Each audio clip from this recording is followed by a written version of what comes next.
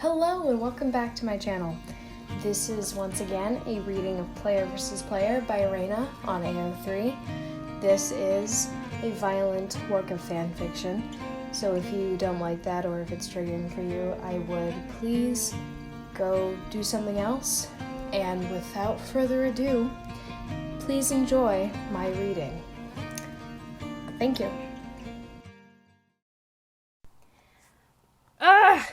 I just don't get it.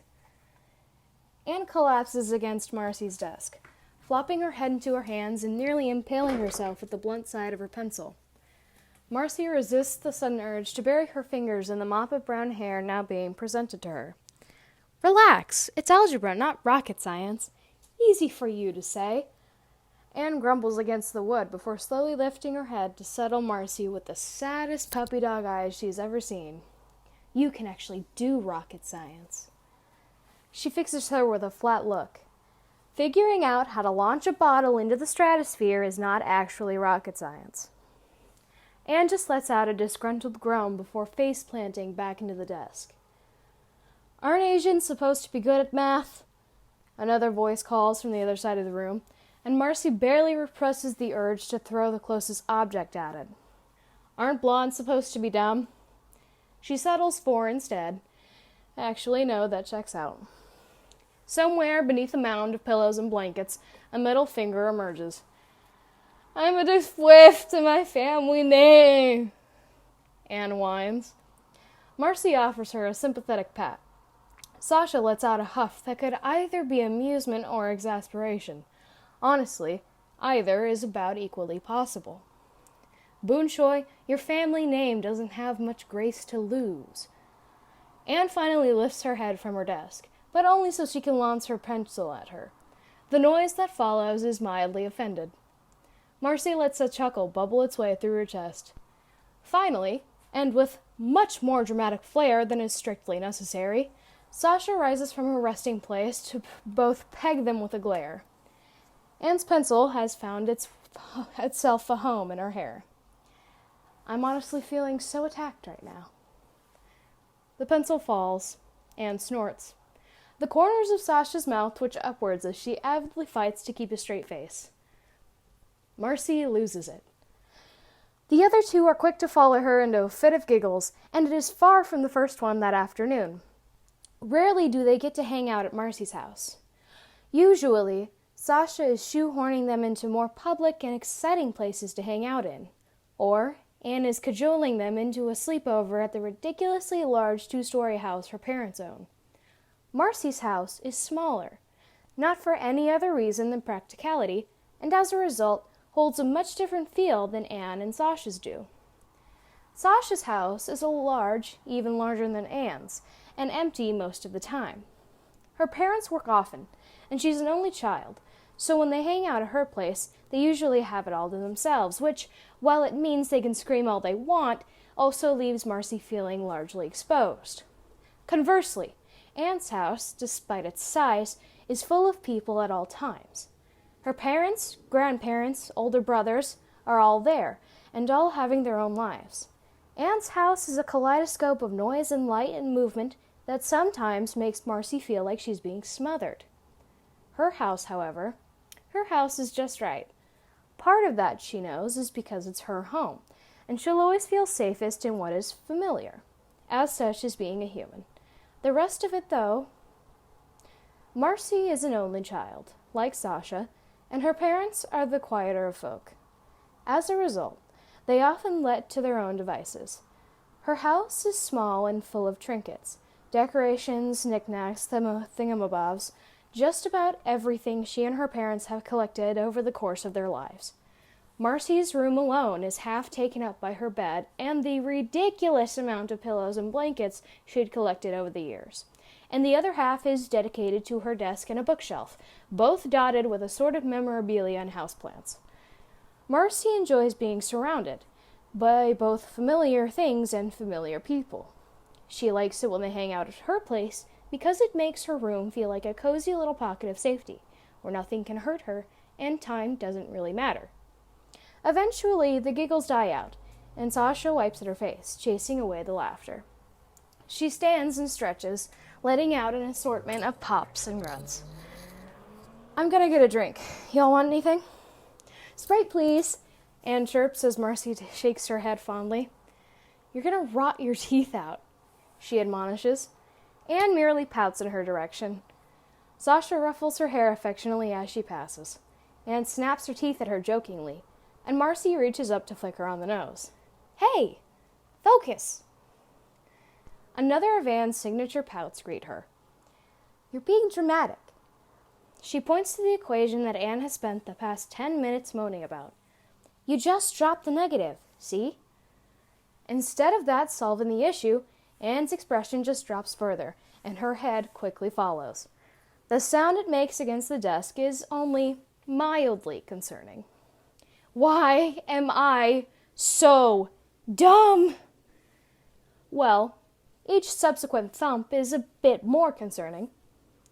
When Anne reels back for another, she catches her face between her hands, squishing her teeth together and forcing her to look up at her.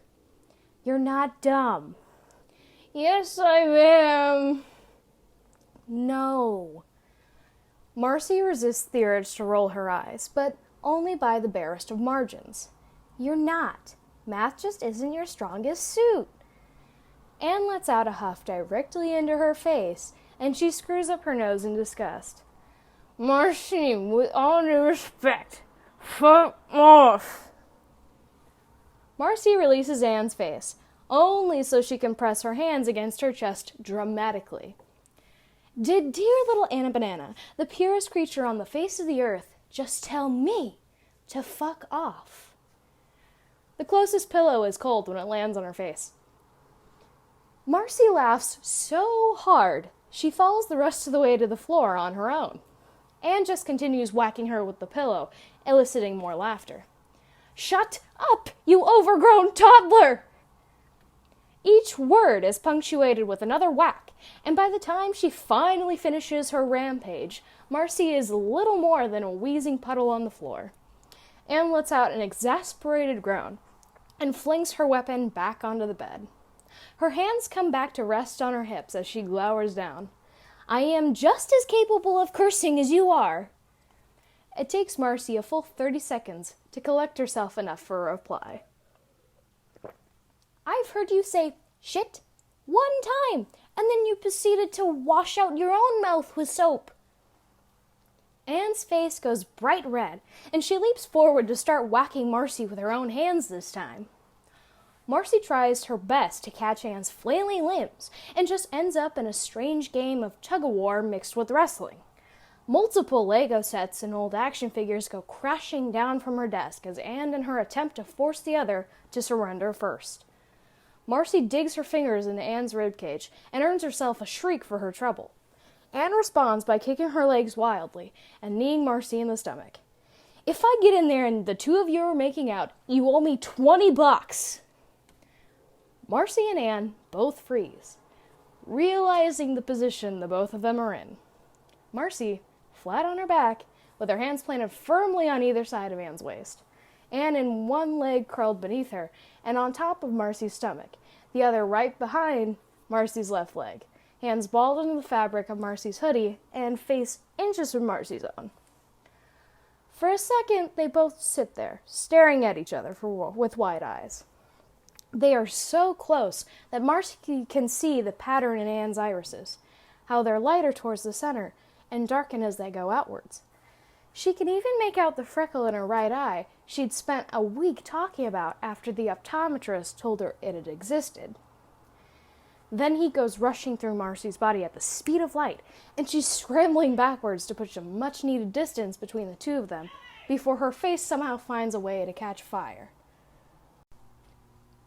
Unfortunately for her, Anne seems to have the same idea, and in the ensuing panic, the hands that were holding Anne up slip, and she stumbles forward, slamming her face into Marcy's. It's more of a headbutt than a kiss, really, especially considering the velocity at which Anne's skull cracks against Marcy's. But that doesn't change the fact that both of them are 13-year-old girls who have never so much as held hands with another person romantically, and for the barest of seconds, their lips do touch. Electricity goes crackling down Marcy's spine, and before she even knows what's happening to her, her back is pressed against her bed frame, and she has a hand pressed across her mouth. Across from her, Anne is looking similarly shocked, with a hand cupping her own mouth and two very round eyes staring back at her. For a moment, the room is deafeningly quiet. Then, slowly, the corners of Anne's mouth curl. Marcy can feel a pressure building within her chest. The hand at Anne's mouth trembles. A small exhale of air escapes Marcy. Anne cracks. They're laughing once more, puddles on the ground, cackling at each other's expenses, and clinging to each other with shaking, grasping hands. "Oh my God," Anne wheezes. "I didn't mean to." "You asshole!" Marcy shoves her. "You stole my first kiss!" Anne whacks her again, more lightly this time, but the two of them just can't stop laughing for the life of them. Pretty soon, they're a tangle of limbs once more, but this time the positions are reversed. Anne's looking up at her, flat on her back, cheeks flushed from lack of oxygen and embarrassment, and Marcy has her hands on either side of her face, holding herself up while the other girl tries to push her away. They're both still laughing, but they've reached the point where the laughter is little more than the shaking of shoulders. No air left to expel, and so their smiles are silent. Marcy isn't sure if she leans down or Anne just stops pushing her away.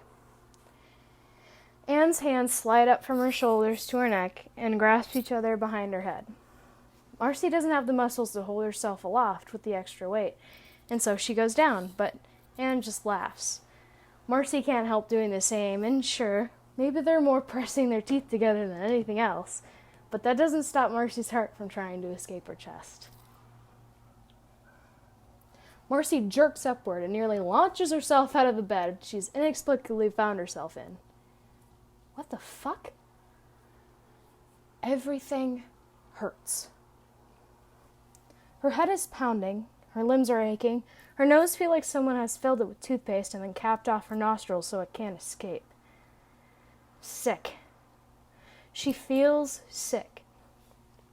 A groan fights its way through her throat, but she can't quite get herself to sit still for it.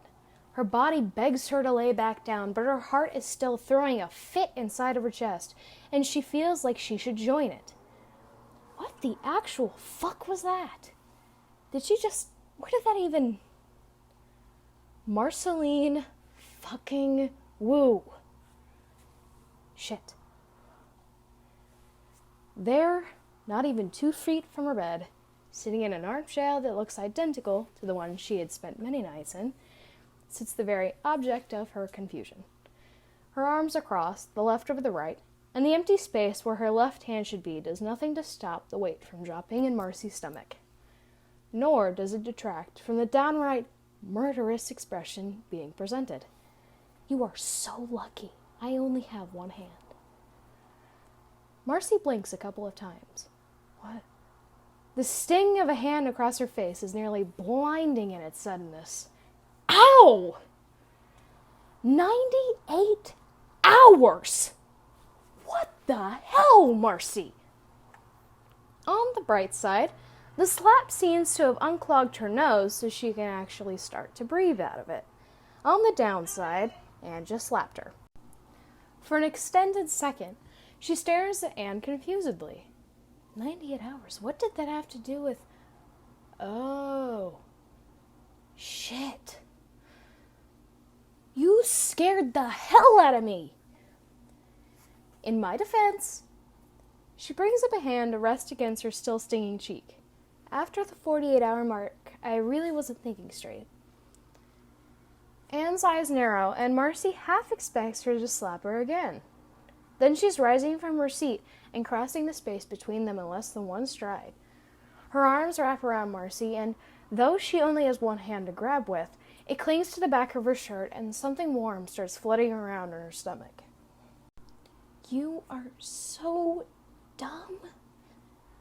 She whispers the words in her ear like they're a secret, and Marcy tries her absolute hardest not to shiver. Instead, she lets her own arm rise and wind around Anne's waist. On occasion, she agrees. Anne laughs, and Marcy has always loved her laugh. But this laugh in particular nearly sends her careening out of her bed once more. Anne has laughed since her recovery. She has laughed and smiled and joked and gone through all of the motions that would convince anyone who didn't know her that she was fine. Sasha had always been an excellent actress, and she'd passed her tricks of the trade on to both Anne and Marcy where needed. But Marcy has always been able to see through Anne, and she knows when a smile is real and when it's fake. She knows that Anne's real laugh is loud and boisterous and unapologetic.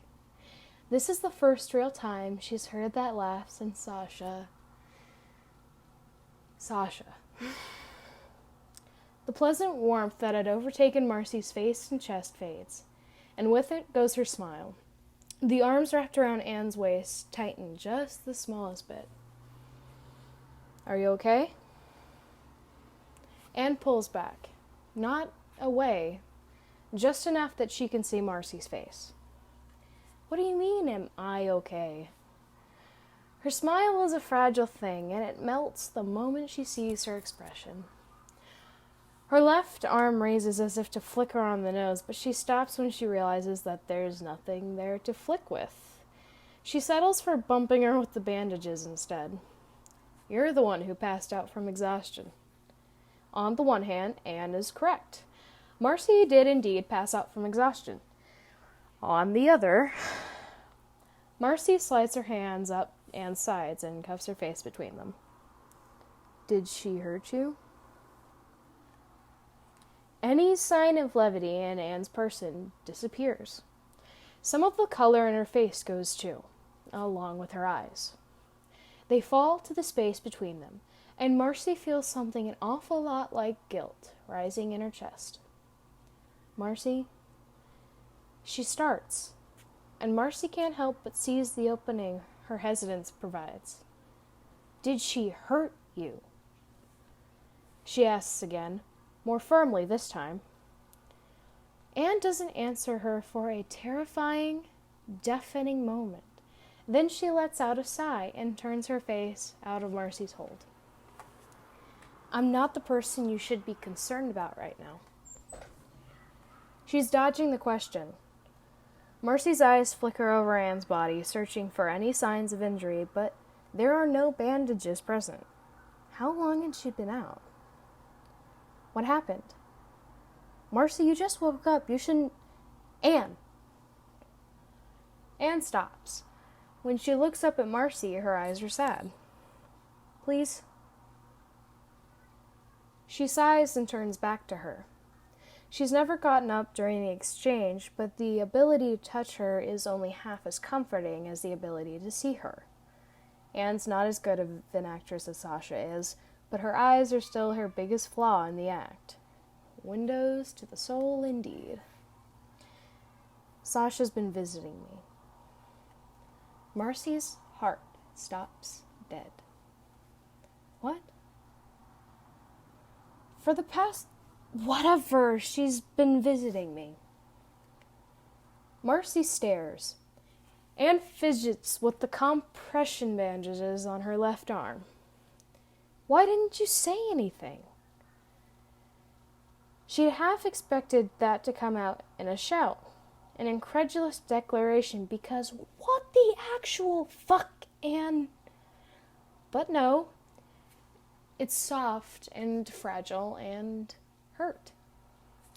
Has she really been acting that distant lately? That Anne didn't even trust her to tell her that she was being visited by the person who cut off her hand? Anne drags in a breath. "You were busy. Hell, you still busy. Marcy, you've been unconscious for 2 days, and the entire Newtopian Night Guard has descended into chaos." When she looks up at her, Anne's lips tremble. Her eyes are wet. "King Andreas is calling me up for reports on your well-being every hour on the hour, and all the doctors in the hospital have been running around like chickens with their heads cut off. You're so important and vital to everything that's going on in this kingdom, and with the toads sitting practically on our doorstep, you didn't even have time to sleep, much less deal with what I thought were trauma-induced hallucinations, and..." Shh. Marcy cuts her off, getting the idea and wanting to stop the tidal wave of words before it devolves into hysterics. Tears have already started to spill down Anne's cheeks, and as the words get faster, so do Anne's breaths. Gently, she tugs Anne closer and presses her face into her shoulder. It's okay. I'm not mad. It takes Anne a couple of minutes to collect herself, and Marcy does her best to remain as still as possible the whole time. Eventually, she pulls back again, still wiping tears away, but no longer shaking. I'm sorry I didn't say anything, but she never came armed, so I thought... A hiccup of a sob pushes through, and Marcy wants to tug Anne back against her so much that it hurts. I thought I was just dreaming. Marcy settles for stroking her thumb against the back of Anne's hand. I'm sorry, I should have been paying more attention. You already had your plate full. You didn't need to. You are what's most important to me, Anne. Anne's gaze snaps back up to meet hers, and Marcy ignores the sudden swell of heat in her face. Not the toads, not Newtopia, not King Andreas or the Night Guard, or even the damn Calamity Box. You. Anne's eyes are wide, the whites nearly dwarfing the pupils, and, well, Marcy isn't entirely sure why, but she feels a bit lightheaded. It's probably just the lingering effects of the sleep deprivation. I am so sorry if I gave you the impression of anything otherwise. There's another beat of extended silence, and Marcy tries not to think about how sweaty her palms feel all of a sudden, or why her mouth is suddenly so dry. Anne just keeps staring at her. Her cheeks have a sudden darkening, flushed color. Did she say something wrong? Anne? Anne shakes her head, blinking rapidly, as if someone has poked her between the eyes. Sorry, I got lost there for a second. Marcy frowns.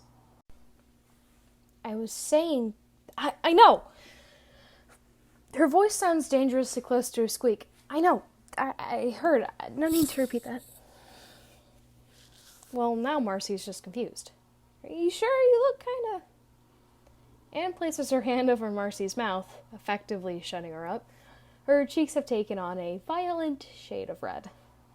I'm sure. There's another moment of stunned, confused silence, and then Anne clears her throat, dropping the hand over her mouth. Thank you. Thank you, Marce. That's very sweet. A weight that Marcy hadn't known was there lifts off her shoulders. You're my best friend, she offers with a smile. The expression that crosses Anne's face is definitely not one she's seen before. Before she can parse what it means, though, Anne's shaking her head once again. Something between exasperation and fondness, tugging a chuckle out to match. Anyway, Sasha showed up again, but this time I knew I wasn't dreaming. Anne's account of the encounter is intense, to put it mildly. Marcy has always shown that Anne had a gift when it came to interacting with other people, but she didn't quite understand what that meant. Marcy knew how to read Anne, and it appeared that Anne knew how to read Sasha on an almost painful level of detail. She was scared and hurt, and I don't think she was thinking all that clearly either. Anne was starting to play with her makeshift compression sleeve once again. I've never seen her so distraught. She was practically begging me to... Marcy rubs Anne's shoulder sympathetically. You're sure she wasn't acting? Anne casts a look at her that borders on disbelieving. I know what Anne's crocodile tears look like. This wasn't that. A part of Marcy wants to believe her. Needs to believe that somewhere in there, Sasha doesn't actually... does actually have a conscience, or a soul, or whatever.